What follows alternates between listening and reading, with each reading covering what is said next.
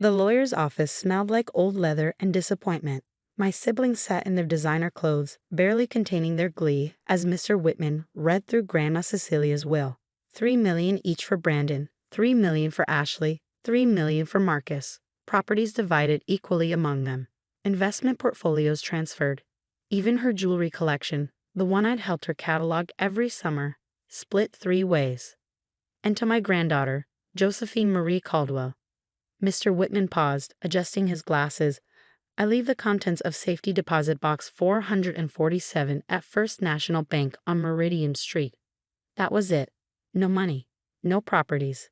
Just whatever was in a safety deposit box. Brandon snorted. Figures. Even dead, Grandma knew Joey was the family disappointment. Brandon, our mother chided weakly. But she was already eyeing the inheritance tax paperwork, calculating her children's newfound wealth. Ashley didn't bother hiding her smirk. Maybe it's some savings bonds. You know, enough to pay off those student loans from that art degree. Marcus, the eldest and cruelest, was already on his phone. Probably just her old photos and worthless mementos. Grandma always was sentimental about junk. Mr. Whitman slid a small envelope across the mahogany table. My name was written in Grandma's spidery handwriting. Inside, a single brass key, spotted with rust, attached to a leather tag that read only 447. That's it, Ashley laughed. Joey gets a rusty key to what? A box of costume jewelry. The worthless grandchild gets worthless junk, Marcus said, standing. Seems fitting. He pulled out his phone, showed me the photos he'd posted from Grandma's house that morning. My childhood artwork. Photos of me with Grandma, letters I'd written her from college. All burning in the backyard fire pit.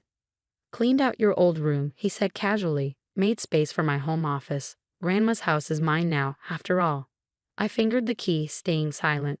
Let them talk. Let them gloat. Let them sign every document Mr. Whitman placed before them with eager, greedy fingers. Miss Caldwell, Mr. Whitman said quietly when my siblings were distracted with their windfall. The bank closes at 5. You might want to visit sooner rather than later. Something in his eyes, a flicker of knowledge, maybe amusement. I nodded once. The funeral was that afternoon. A lavish affair my siblings had planned to showcase their newfound wealth. Brandon gave a speech about family legacy while wearing a new Rolex. Ashley dabbed at dry eyes with a handkerchief that cost more than my rent. Marcus talked about preserving Grandma's memory while living in the house where he burned my photos. I sat in the back, the rusty key heavy in my pocket. After the service, relatives I hadn't seen in years suddenly remembered I existed. Joey dear, I heard about the will. Aunt Patricia cooed with false sympathy. So unfair. But then you were never really close to Cecilia, were you? She left me what she wanted me to have, I said simply. A key? Uncle Robert laughed. To what? Her cookie jar. I smiled, said nothing, and left early. Let them gossip. Let them pity poor Joey with her art degree and her rusty key. First National Bank on Meridian Street was an old building, the kind with marble columns and tellers who knew your name. Mrs. Chen at the safety deposit desk smiled when she saw me. Miss Caldwell, we've been expecting you. She took the key, examined it. Box 447. Your grandmother was very specific about the instructions for this box. Instructions? She led me to the vault, past rows of identical boxes. She said you come alone. Said you come after the others had signed everything. Her eyes twinkled. She also said you'd understand why when you opened it. Box 447 was larger than I'd expected. Inside 3 things. 1. A manila envelope, thick with documents. 2. A leather journal, worn and familiar. 3. Another key, modern, silver, attached to a tag with coordinates. I opened the journal first, recognizing it immediately. Grandma's investment diary, the one she kept religiously for 60 years. The one my siblings claimed never existed when they ransacked her study looking for financial records. The final entry was dated a week before her death. My dearest Joey, by now your siblings have gleefully divided what they believe is my entire estate. Let them. The money I left them is real, enough to keep them satisfied and stupid. What they don't know is that the millions they receive represent exactly 15% of my actual wealth. You see, my darling girl, while your brothers and sisters spent their visits asking about my will and checking my bank statements, you spent yours asking about my life. While they cataloged my possessions, you cataloged my stories, And in those stories, I told you everything. Remember the tale about your grandfather's foolish investment in that little Seattle coffee company? The one your father laughed at. Starbucks turned those worthless shares into quite a fortune. Remember when I told you about buying useless land in Austin back in the 70s? The parcels your siblings called Grandma's dirt collection. That dirt is now in the heart of the tech district. The key you're holding opens more than a box, Joey. It opens the door to everything I really owned. Everything I kept hidden from grasping hands and greedy hearts. The documents in this box will lead you to 47 commercial properties across 7 states. Investment portfolios worth approximately $280 million. Art collections in climate-controlled storage, yes, including the monet your brother said was fake. The vineyard in France your sister claimed I invented. The publishing rights to your grandfather's patents. And the crown jewel, the 1,800-acre ranch in Montana where I taught you to ride. All held in trust, all in companies they never knew existed, all waiting for the only grandchild who loved me for me, not my money. There's one condition, my dear. You must never share this wealth with your siblings. Not out of cruelty, but because they've already shown you who they are. Brandon burned your memories. Ashley mocked your dreams. Marcus destroyed what you loved. They chose their inheritance. Now choose yours. The silver key leads to the ranch. Your real inheritance isn't money, Joey, it's freedom. The freedom to create, to live, to be exactly who you are without apologizing to anyone. All my love, Grandma Cease.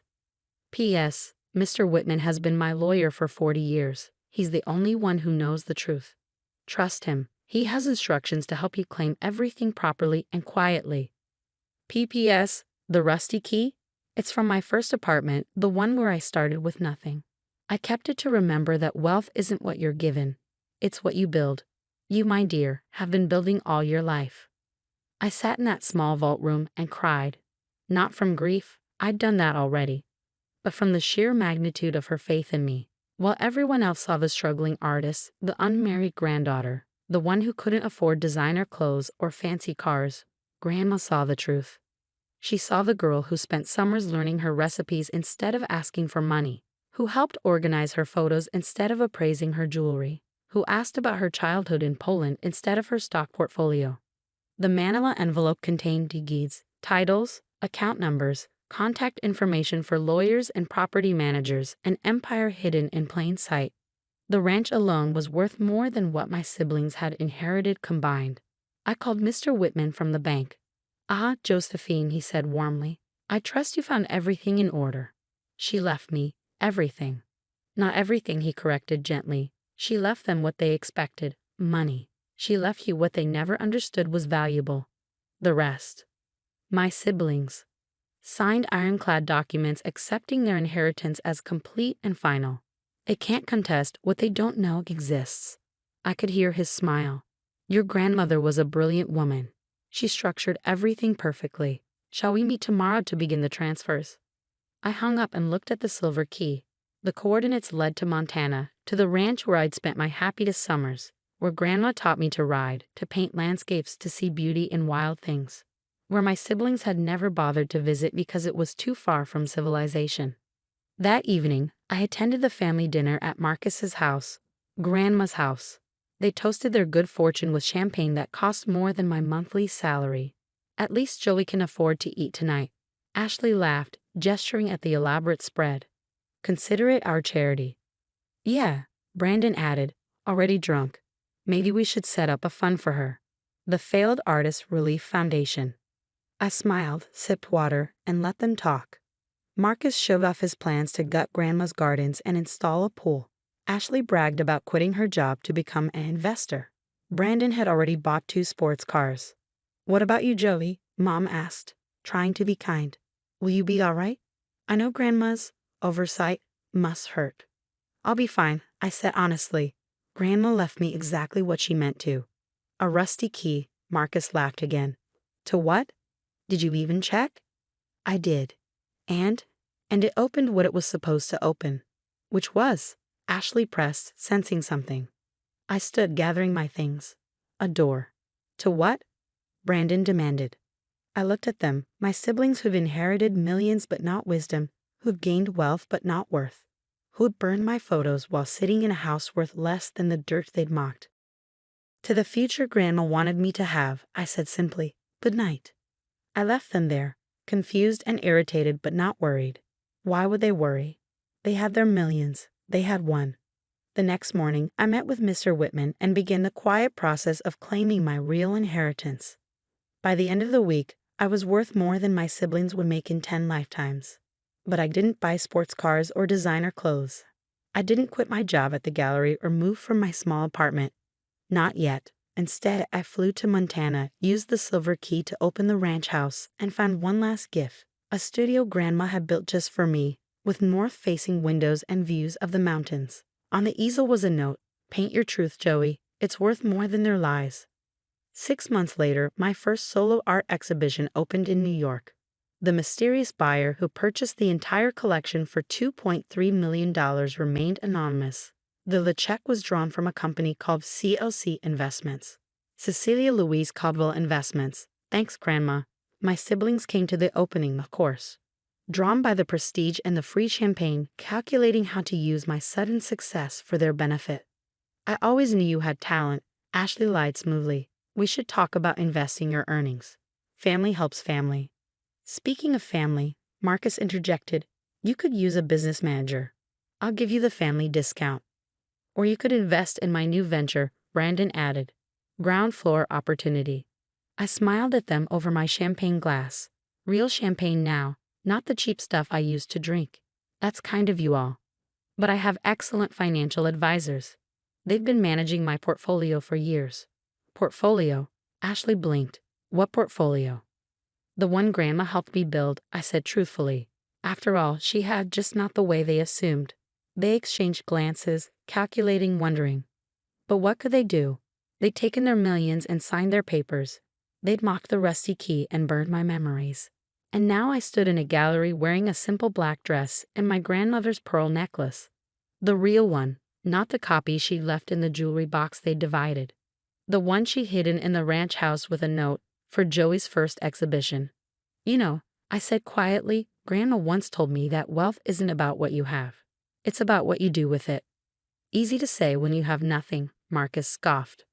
I smiled. Exactly. They left early, frustrated by my calm and their inability to figure out my sudden success. Let them wonder. Let them assume I got lucky with art sales. Let them sleep soundly in their paid-off houses while I owned the land beneath 100 others. That night, I called Mr. Whitman. "I want to set up a foundation for struggling artists, full scholarships, living stipends, no strings attached." "Your grandmother would be proud," he said warmly. "What shall we call it?" I thought of the rusty key still on my keychain.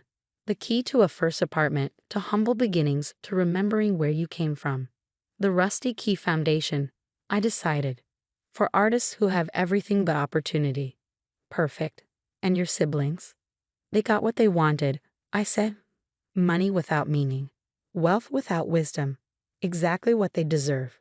I hung up and looked at the gallery walls, now empty of my paintings but full of promise. Tomorrow, I'd fly back to Montana.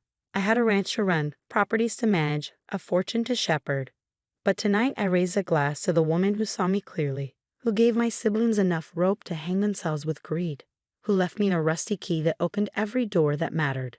"Thanks, Grandma," I whispered, for knowing the worthless grandchild was worth everything. Somewhere in her house, Marcus slept soundly, never knowing he lived in the smallest property in Grandma's true portfolio. Ashley dreamed of investments, ignorant that her millions were pocket change compared to the accounts she'd never known existed. Brandon polished his sports cars, oblivious that I owned the dealership where he bought them. And I held a rusty key and smiled. Because Grandma was right, they'd chosen their inheritance, cash they could count and spend and waste. She'd left me something better, everything else.